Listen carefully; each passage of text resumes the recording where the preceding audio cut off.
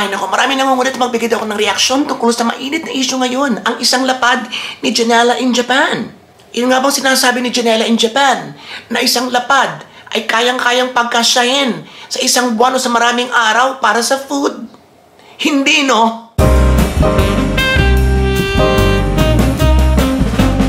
Ay nako, so malalaman niyo mamaya ang aking opinion sa pangkalahatan kung ano baga. Ang isa pang ini-issue sa kanya ay kung bakit nagsalita siya na itinago niya yung kanyang pagiging caregiver. So maraming interpretasyon, maraming version, maraming mga meanings ay binigay dito. May mga nasaktan, merong mga naginanakit, merong mga pinagkibit-balikat lang to, merong mga nag-okay lang, mga ganun, ang dami talaga. I don't know much really about Janela, only a few days ago. Because dahil nga doon sa nakikita ko sa Facebook na maraming mga ganun, ano masasabi niyo tungkol dito? Anong kuda niyo tungkol dito? Ayan, isang lapad nga, may mga ganun-ganun pa. At ang dami talaga mga negative comments ako nababasa tungkol sa kanyang interview sa Tony Talks. Anyway, pag mga balitang Japan kasi, syempre, affected tayo. Syempre, gusto natin magbigay ng opinion, gusto natin kumada, gusto natin magbigay ng kunting pananaw. At haka-ukol sa issue na yan, dahil nagtrabaho tayo na matagal sa Japan, di ba ilang taon? 12 years. Almost 12 years. Ang kapatid ko actually nandun pa. Yan, si Melda. Nandun pa siya ngayon. Ayan. So, nung natatrabaho sa Thailand, binisita niya ako. And then, yun, ako naman nagpunta sa kanya sa Japan. Ayun. So, upo tayo at pag-usapan natin ang issue ito. Ayan. So, yung isang lapad, diretso na tayo. Hindi maiiwasang mag-react ng negative ang iba dahil mahirap talagang pagkasyahin. Yung medyo malapit na sa unbelievable na makakain ka ng ayos sa isang lapad para sa isang buwan. Yun. O para sa, huwag natin sabihin isang, kasi wala mang sinabi si Janela na isang buwan, sinabi lamang niya na napapagkasyahin niyo yun minsan sa pagkain. Ganon. So medyo tumaas ang kilay ng iba na kahit pa sabihin hindi isang buwan, kahit pa sabihin ilang araw lang or 2 linggo or what, hindi talaga kakasya isang lapad because that's only 4,000 pesos ayon sa kanilang usapan sa Tony Talks. Pero in reality, mga ano lang, mga 3,700 na lang siguro. Ngayon, bumaba na ng bumaba. Pababa na ng pababa ang palitan ng piso at yen. Balik tayo doon sa interview. Dapat pa talagang kagalitan si Janela dahil sa sinabi niya ngayon? Feel ko hindi. Kasi hindi naman niya sinabi, yun ang budget niya sa maraming araw sa isang buwan. Ang sabi lang niya, yun ang natitira sa kanyang sahod. Plus, pinasundan pa niya yun ng, yun naman ang natitira sa kanya, nagtitipid siya sa food minsan, is maraming tumutulong sa kanya. Yun. At naniniwala ako dun. Naniniwala ko sa aspeto niya na maraming tumutulong sa kanya because nakaranas din ako ng tulong sa mga kapwa Pinoy at maging sa ilang Hapon. Ay nako, maniwala kayo sa akin. Kasi nakaranas din ako ng tulong sa Hapon nung walang-wala akong matuluyan kasi may mga sitwasyon kasi na hindi na pribado na. Pero may mga sitwasyon gano'n na kinakailangan kong manirahan sa iba, kinakailangan kong humingi ng tulong sa iba, sa kapatid, sa kaibigan, mga gano'n, katrabaho. Dahil silang mga kalagayan na hindi ko na pwedeng isiwalat pa. May mga gano'n naman, may mga kanya-kanya tayo, mga pinagdaanang madilim. And yun, may isang tumulong na Hapon na pumayag siya na sa kanya ako tumira. Siguro mga 3 months kaming nagsama. Ayun. And sa mga Pilipino, maraming tumutulong. I can speak of balikatang Pinoy or tulungang Pinoy sa ibang bansa. Pero sa Japan, may mga tumutulong. Particularly, kapag nakakasama ka nila sa mga church activities, nakikita ka nila at nakakasama mo sa mga parties, nakakajamming ka sa mga inuman, kwentuhan, laro, at kung ano-ano pa, ay, yun, magkakaroon na kayo ng bonding at ng link na magkakatulungan na.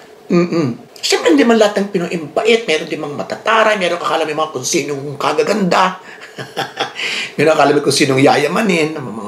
Iba namang wala rin. Meron mga nahihiya lang. Meron mga basically ay madadamot. May mga ganun din. Pero, believe it or not, feel ko sa naranasan ko rin, mas maraming Pinoy nakahandang tumulong sa'yo.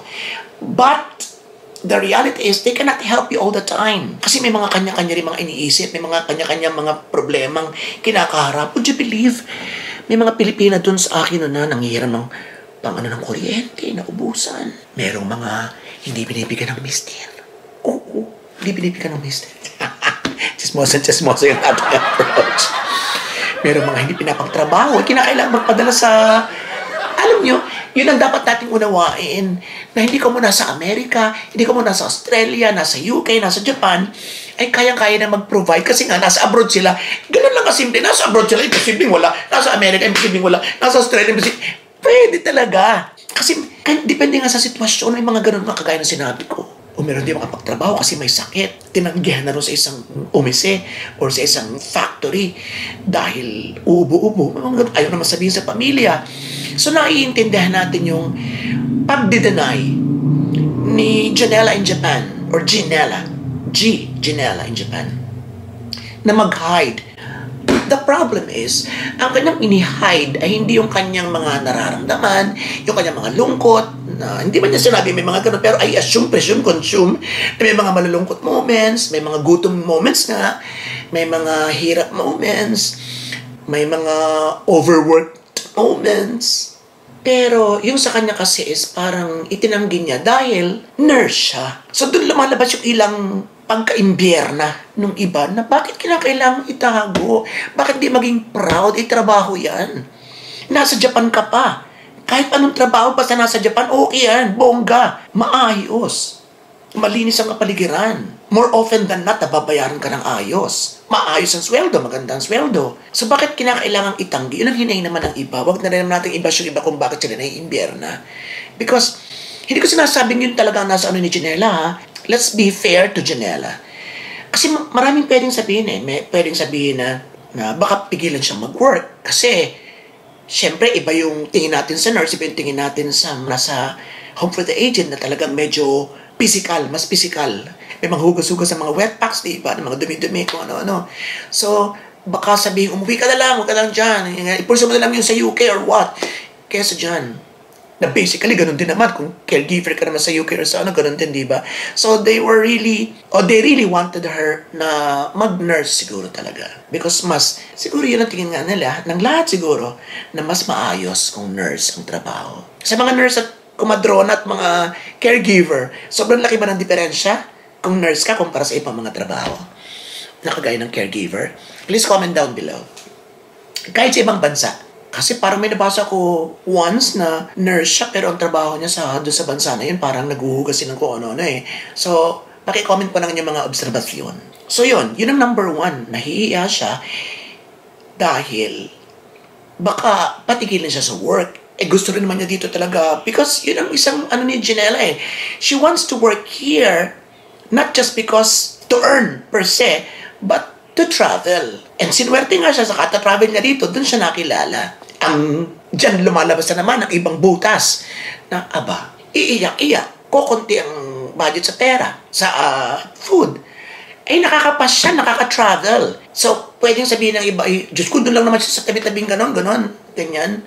Or pwede, hindi naman pwedeng hindi naman tayo pwedeng dun lang sa mga tabi-tabi na kailangan din nating sumakay. Hindi pa kinakailangan lumayo talaga ng bongga kasi marami magaganda. Particularly sa aking area, nakakatuwa nga magkapitbahay lang pala kami. Kamakura daw siya, Fujisawa lang ako. So talagang magkapitbahay lang. At marami talaga magagandang eksena ron. But still, namamasahe pa rin ako kung pupunta rin ako sa kabilang ibayo. Kumbaga, sa kabilang bayan lang, yung mga 20, 25 kilometers or 15 kilometers, magte-train ka pa rin. O kahit pasanay naman kami maglakad talaga doon. At ang tren, pinakamababa, 180 noon. Hindi ko lang may 200 na i-make ang mga taga-Japan kung nagbago na pang presyohan. Talaga, ng super.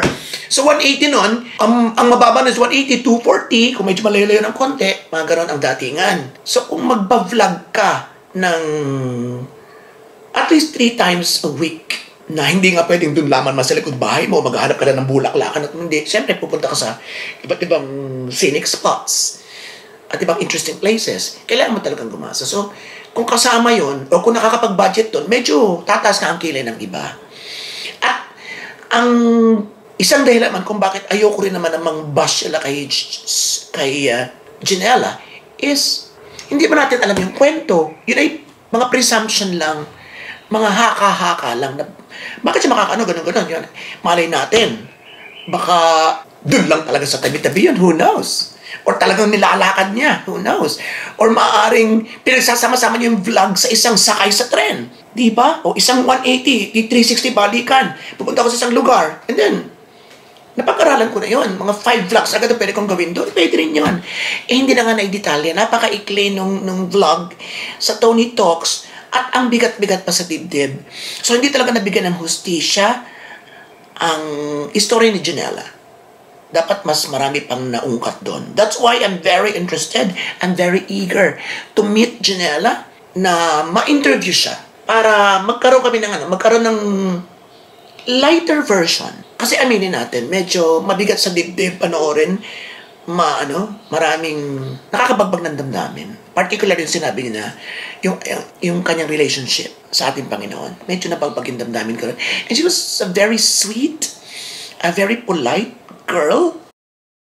So naputol tayo, ang daldal ko kasi ang isa ng dahilan o isang pwedeng dahilan kung bakit niya itinanggi na siya ay caregiver ay yun na nga, yung malamang na baka ikinahihiya niya. Yun ang sinasabi ng iba. Kinahihiya niya ng di ba dissenting trabaho? Di ba? So yun. Number 3 na posibleng dahilan ay na-connecta ron sa ating number 2 yung siguro pride. May pride na she's a nurse and she just don't want anybody else to know. Yun. Pwede, hindi ko sinasabing yun lang isa sa mga posible.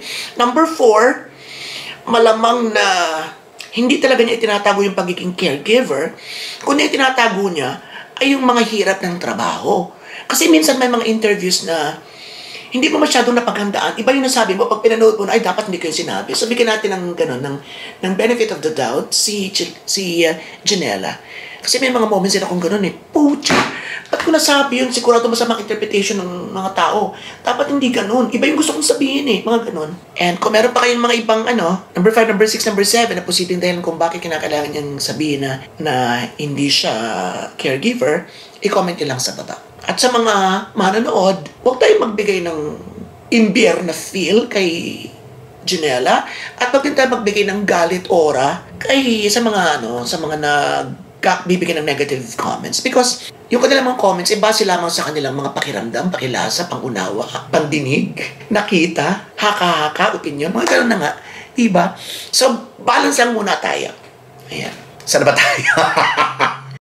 Yun, so ang dami pang pwede nating malaman kay Janela. That's why I wish really to meet her. Hindi natin alam kung paano siya nakarating ng Japan. Hindi natin alam kung siya pa'y nag-aaral lang because being caregiver, working in that facility requires you to be at least N2 level ang Japanese proficiency. Kailangan marunong ka mag-Nihongo, hindi lamang sa boka, kundi sa pagsusulat. Marunong ka ng Japanese writings. So, I presume na nag-aral siya ng hapon sa Pilipinas bago siya pumunta dito. So, yun. Di ba ako, di na siya dito, nagturo kasi ako, di na ako nakapit ko sa Japan, nagturis ako, di ako nagtapaw. Hindi lang tayo sigurado kung nag-technical lang ba muna siya. Ano bang tawag sa ganun? Trainee visa muna? Or diretso na agad after months of training sa Pilipinas, nagpunta pa siya rito at nag-training? O siya ba'y kumuha ng student visa? And so on and so forth. So maraming mga dahilan at maraming mga ways pala para maging caregiver ka sa Japan. So sa mga caregivers sa Japan, attack the comment section at magbigay na rin kayo ng idea kung paano baga para makatulong na rin sa mga nag-a-aspire na maging caregiver sa bansang Hapon. Ngayon, nagpaikot-ikot lang tayo, punta tayo dun sa isang lapad. Pwedeng-pwede kasi merong tumutulong sa kanya. At yun naman ang sabi nga niya, may tumutulong sa kanya, di ba? Ang tumutulong sa kanya hindi basta-basta, hindi kaibigan, hindi lang nakita doon sa grocery store, hindi lang yung nakita sa may simbahan, hindi lang yung nakasosyalan sa isang sayawan or naka-chat, kundi isang katuwang sa puso, katuwang sa buhay, isang pag-ibig, jowa, mister na niya ngayon, jowa pa niya noon. At pag ganun talaga, ang tulong ay hindi basta tulong, kundi nanggaling talaga sa puso at talagang sabihin na natin na requirement sa isang nagmamahal, ang magbigay ka ng suporta, tulong at pagmamahal sa iyong minamahal. Isang requirement na ikaw mismo yung gumawa. Diba? Pag umiibig kaya tayo, lalo na ako, the more na hindi nahingi, the more I give. Ikaw ba? So yun, so pwede talagang magtagal, pwede siyang mabuhay sa Japan kung isang lapat na natira sa kanya because merong sumusuporta. Hindi na natin dapat pagtalunan yan. Hindi lang masyadong naipaliwanag ng bonggang-bongga, pero ako naman nakuha ko na, yun, ganun talaga. Kasi kung ang tumutulong lamang yung mga kaibigan, hindi talaga kakasya yun kasi mahihiya ka rin lumapit. Lalo pa nga't hindi naman lahat ng Pinoy dito talagang mayayaman, may kayang suportahan ng iba. Pamilya nga minsan napapabayaan pa ng iba, hindi napapadala ng regular, eh di lalo na kung tutulong ka sa iba. Sa bagay, may mga taong ganon, bonggang-bonggang tumulong sa mga friendship, pero sa sariling pamilya, walay na maitulong, walay na may padala. May kilala ka ba?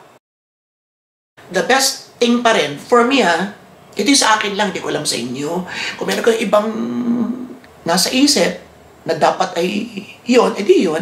Pero ako, it is always wise na maging open sa iyong pamilya sa Pilipinas. Sabihin mo yung talaga nangyayari sa iyo. Huwag magtago, huwag mag-lie.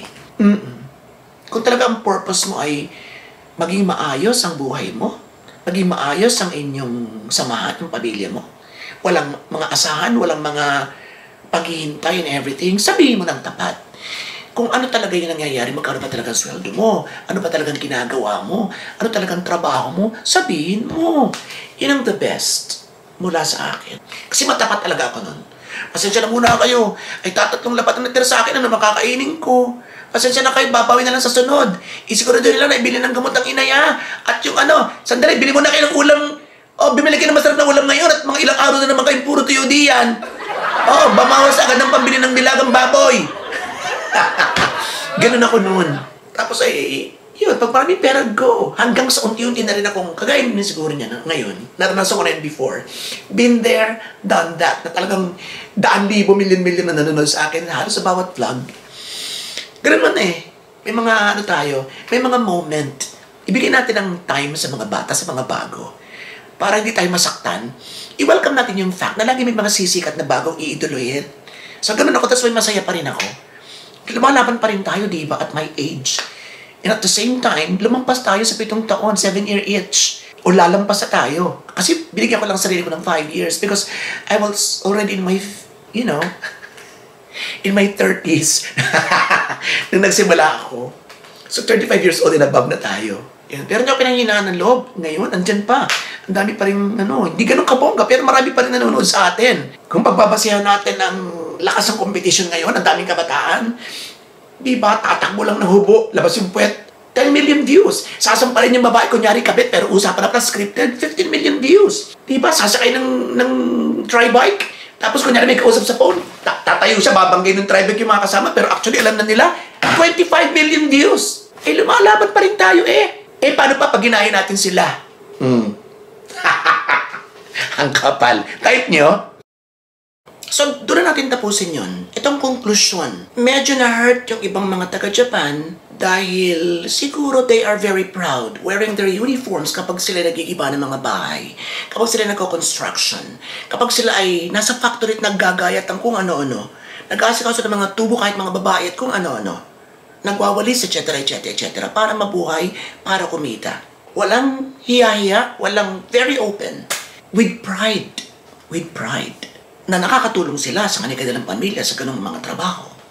So yan ang medyo nagbigay sa kanilang konting fire within. Na bakit mo itatanggi na caregiver ka? Dapat proud tayo kasi decente naman ang ating mga trabaho. Nakakatulong tayo sa pamilya natin. Yun ang kanilang gusto lang sigurong sabihin. So, wag na natin silang kutsain. Minsan talaga may mga konti tayong pananaw sa ginagawa sinasabi ng iba at siguro hindi na natin mapipigilan. Lalo pat meron silang sinasabi nila na may punto rin naman daw sila sa aspetong yun. Pagdating sa isang lapad, eto ang masasabi ko, kahit pa may tumutulong, mahirap. Sa parte ni Janela, kapani-paniwala at okay na okay. Because ang tumutulong sa kanya ay kabiyak ng kanyang puso. Pero kung sa iba, na sa mga kaibigan lamang at mga kakilala aasa, wag kayong magtatangka na mag-iiwan lang kayo ng isang lapad. Vouch? Wag. Kasi hindi lang naman pagkain yan. Palagyan na natin na bayaran nyo lahat. Pati telepono, lahat. Bahay, tubig, kuryente. Wag pa rin hanggat, makipag-usap sa magulang, sa mga kapamilya na hindi muna. Huwag niyong iiwanan sa sarili nyo na iislang lapad. Kasi, hindi natin sila masisisi kung sabihin nilang talagang walang mangyayari sa isang lapad, particularly sa panahong ito. Kasi, hindi ko rin kinaya. So, ang kinokontrol ko, yung iba, hindi yung sa sarili ko. So ayokong tipirin ang sarili ko sa pagkain at saka sa mga ilang gamot-gamot na pampatibay ng katawan because walang mangyayari din sa aking pamilya kung hindi ako magpapakalakas dito, kung hindi ako magpapakabusog. Diba? So andun yung pagmamahal. Hindi ibinigay mo lahat, ikaw ang wala, hindi pagmamahal. Hindi pagmamahal in full because kailangan mo ring mahalin ang sarili mo. Ayun, so especially sa mga baguhan, don't ever try na mag-iwan lang kayo sa inyong pitaka ng isang lapad. Okay po? Maliban na lang kung talagang walang-wala, na wala rin kayo na ipadala, wala na rin, talagang as in wala. Pero kung hanggat meron namang natitira, o 6 na lapad to, ipapadala ko ba lahat ito at magtitira oras sa lapad sa amin? Or hindi, hahatiin ko muna at ang papaliwanag dala ko sa kanila, hatiin ninyo. Doon ako.